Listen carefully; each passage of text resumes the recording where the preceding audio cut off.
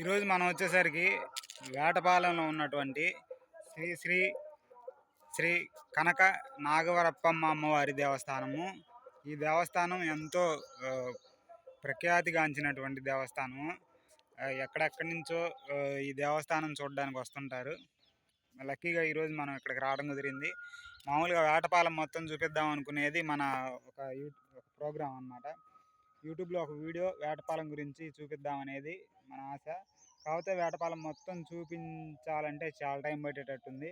ఎందుకంటే వేటపాలెం అనే ఒక ఊరు చాలా పెద్దగా ఉంది. అంతేకాకుండా చాలా చాలా విశేషాలు ఉన్నాయి.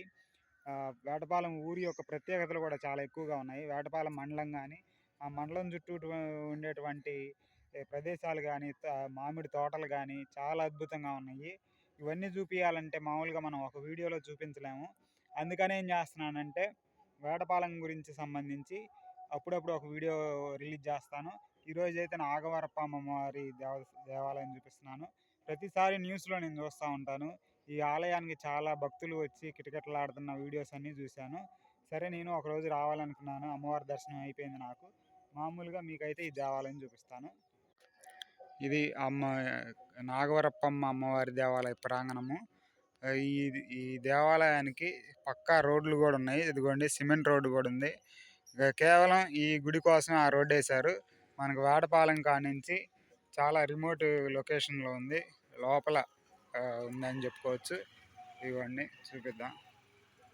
ఇట్లాగా బైక్ కానీ ఎవరైనా ఏదైనా తీసుకొని వచ్చారనుకోండి, వాళ్ళు గుడి చుట్టూ ప్రయాణించడానికి కానీ, లేకపోతే ఏదైనా సామాన్ కానీ ఏం తెచ్చినప్పుడు, అంటే మరీ ముఖ్యంగా తిరణాలు జరిగినప్పుడు ఏర్పాట్ల కోసం పూర్తిగా ఏర్పాట్లు ఉన్నాయి.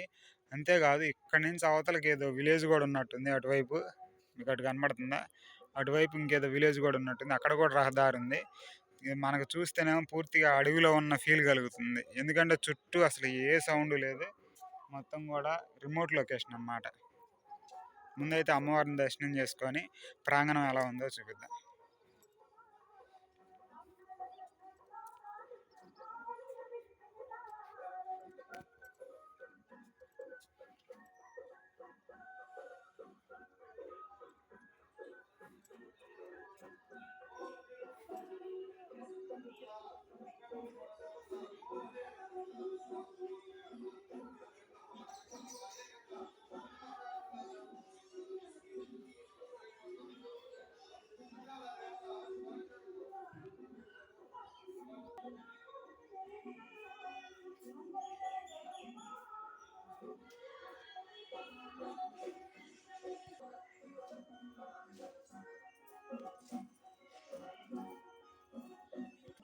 ఇదిగోండి ఇదంతా కూడా ఆలయ ప్రాంగణము.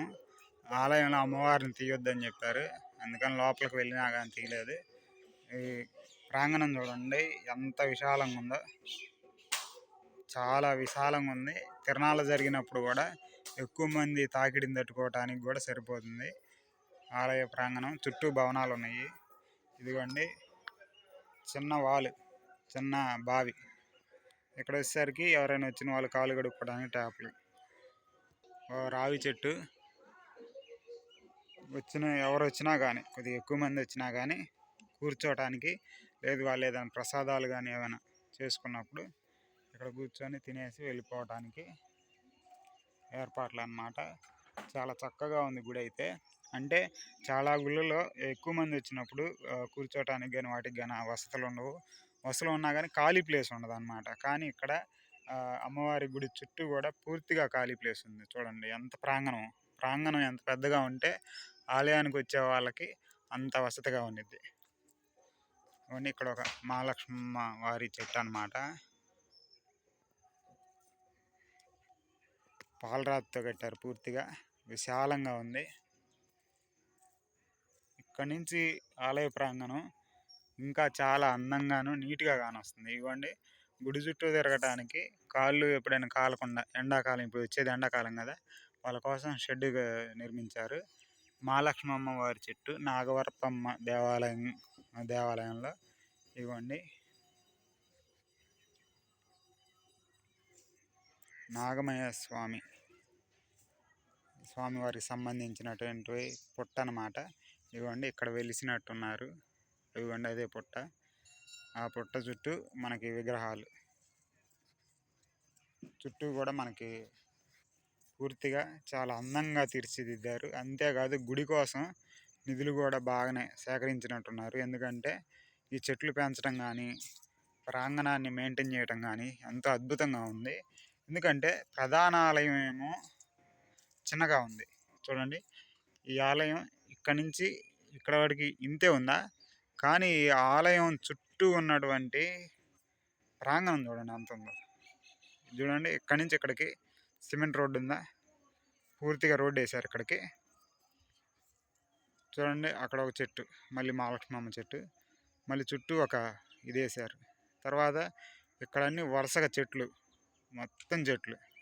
చెట్ల కింద పొంగళ్ళు అవి చేసుకోవడానికి, లేదు ఎవరైనా దూరం నుంచి వచ్చిన వాళ్ళు, ఇవ్వండి అక్కడ ఎవరు వచ్చారు, వాళ్ళు అక్కడ కూర్చొని వాళ్ళు పొంగలు చేసుకుంటున్నారు. అమ్మవారికి ఎవరైనా మొక్కుకుంటారు కదా, మొక్కుకున్న తర్వాత ఆ మొక్కులు తీరిన తర్వాత మనకి అక్కడ పొంగలు చేసుకొని మొక్కు తీర్చుకుంటారు అన్నమాట.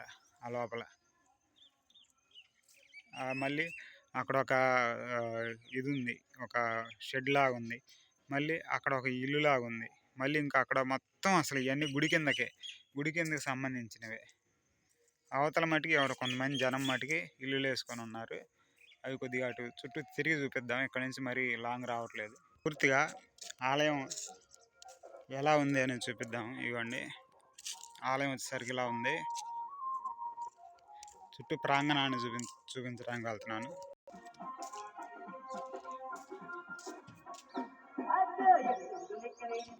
ఇవ్వండి ఆలయం చుట్టూ తిరగడానికి ఇట్లాగ వాకింగ్ ట్రాక్ నిర్మించారు.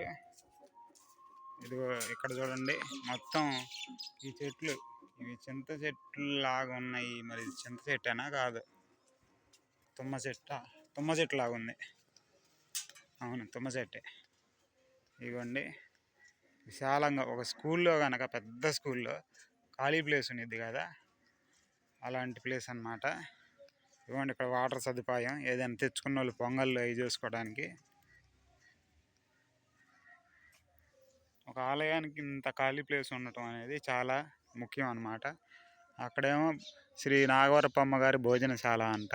అంటే ఇప్పుడు ఏదైనా ముఖ్యమైన రోజులు జరుగుతాయి కదా, అలా జరిగినప్పుడు భోజనాలు ఏర్పాట్ల కోసం ఆలయం తరపు నుంచి ఇక్కడ కూడా భోజనశాల అని పెట్టింది. అంటే డిఫరెంట్గా ఎందుకు పెట్టారో తెలియదు.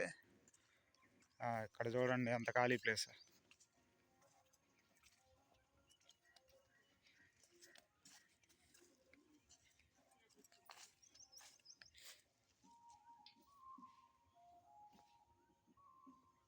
ఇవ్వండి ఇవన్నీ పొంగళ్ళు పెట్టుకోవడానికి అన్నమాట. కొద్దిగా మొక్కులు మొక్కుకొని ఇదిగా తీరిన తర్వాత వచ్చి ఇక్కడ పొంగలు చేసుకుంటారు. పొంగలు చేసుకొని ఇట్లాగే ఇంకా అక్కడ కూర్చున్నారు కదా, వాళ్ళు ఎవరో తీసుకున్నారు. ఇక్కడ చుట్టూ ఉన్న ఈ సదుపాయాలు కానీ ఇవన్నీ చూస్తే ఇక్కడ తిరణాలు కానీ ఇట్లా జరుగుతాయి కదా, అవి పెద్ద ఎత్తులో జరుగుతాయి అనిపిస్తుంది. ఎందుకంటే ఇంత ప్రాంగణంలో ఇలా పెట్టారంటే ఎక్కువ మంది వస్తారని అర్థం. ఇంత ప్రాంగణం. అక్కడ ఒక షెడ్ ఉంది, మరి ఆ షెడ్లో ఏం చేస్తారు మనకు తెలీదు. ఇవ్వండి పూర్తిగా ఇవి ఆలయ చుట్టూ పరిసరాలు. ఆలయం మామూలుగా మధ్యలో చిన్నగా ఉన్నా కానీ ఆలయాన్ని అనుసంధానించుకొని చుట్టూ మటుకి పెద్ద పెద్ద బిల్డింగ్లు ఇవన్నీ ఉన్నాయి. మరి ఎందుకు ఏందనేది నాకు తెలియలేదు.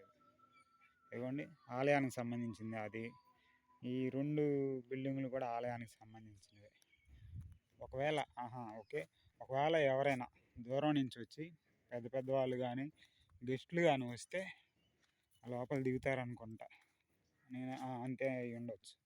మామూలుగా మనకి కోటప్పకొండ వాటిల్లో కూడా గెస్ట్ హౌస్లు ఉంటాయి కదా, ఎవరైనా వచ్చి ఒకరోజు ఉండటానికి. ఇవ్వండి ఇక్కడ ఇంకొక షెడ్ ఉంది. అంటే ఇవి ఇట్లా తిరణాలు అవి జరిగినప్పుడు కొద్దిగా లార్జ్ పీపుల్ వస్తారు కదా, ఎక్కువ మంది, వాళ్ళని మెయింటైన్ చేయడానికి అట్టుంది. ఆహా ఇది వ్యూ అంటే. ఇవ్వండి ఇక్కడ ఆలయాన్ని ఆనుకొనే ఒక మామిడి తోట ఉంది. దీంట్లోకి వెళ్ళొచ్చా లేదా అని తెలీదు, కాకపోతే గేటు తీసుంది. మీకు మామిడి తోటలు ఎలా ఉంటాయి ఒకేసారి మొత్తం చూపించవచ్చని కొద్దిగా లోపలికి వచ్చాను. ఇదిగోండి ఇది మామిడి తోట పెద్దది. ఇక్కడ కూడా పొంగలు చేసుకుంటున్నారు. ఇవ్వండి ఇక్కడ సెక్యూరిటీనో మరి ఎవరో ఒకళ్ళు ఉంటారట్టుంది, మరి ఎవరు కనబట్టలేదు. ఇదిగోండి వేటపాలెం అని ఎవరైనా నోట్లో నుంచి వచ్చిందా, అద్భుతమైన మామిడి తోటలు ఉంటాయి. అద్భుతమైన కృష్ణా జిల్లాలో మనకి పెనగంచపోలి దగ్గరలో ఎలాగైతే మామిడి తోటలు ఉంటాయో అలాగే ఉంటాయి ఇక్కడ కూడా. అంతకన్నా ఎక్కువ కూడా ఉండటానికి అవకాశం ఉంది. ఇది చూడండి ఇవన్నీ మామిడి తోటలు. ఇవ్వండి మరి ఎవరు ఎందుకు లేరో నాకు తెలియదు. కాకపోతే ఇది మామిడికాయలు కాచే సీజన్ కాదు కాబట్టి వీటికి పూత కూడా లేదు. మరి ఎందుకనేది తెలియదు. కొన్ని చెట్లకైతే ఇప్పుడు పోతుంది. ఇవన్నీ నాగవరపమ్మ దేవాలయాన్ని అనుకొని ఉన్నటువంటి ఒక తోట. జనం కొద్దిగా ఎక్కువ వచ్చినప్పుడు కూడా ఇక్కడ ఉంటారనుకుంటాను. ఇదిగోండి ప్రతి మామిడి తోటకి కూడా పెద్ద పెద్ద మామిడి తోటలు ఉంటాయి. ఇది కొద్దిగా చిన్నది. అయితే ప్రతి మామిడి తోటకు కూడా ఇంకోండి అట్లాగ ఒక షెడ్ వేసి ఉండిద్ది అన్నమాట. ఎందుకంటే ఇక్కడ ఉండి కాపలాగుండి ఉంటారు. అక్కడ చైర్స్ ఉన్నాయి కదా, అక్కడ ఉండే వాళ్ళు చైర్స్ వేసుకొని ఇక్కడ కాపలా ఉంటారు. పెద్ద పెద్ద మామిడి తోటలకి కాపలా ఉండేవాళ్ళు ఇట్లా ఉంటారన్నమాట. ఇది మామిడి తోట మీకు చూపించాం కదా. అక్కడ నాగవరపమ్మ వారి దేవస్థానం. ఇది వేటపాలెంలో ఉన్నటువంటి నాగవరపమ్మ వారి దేవస్థానం యొక్క వీడియో.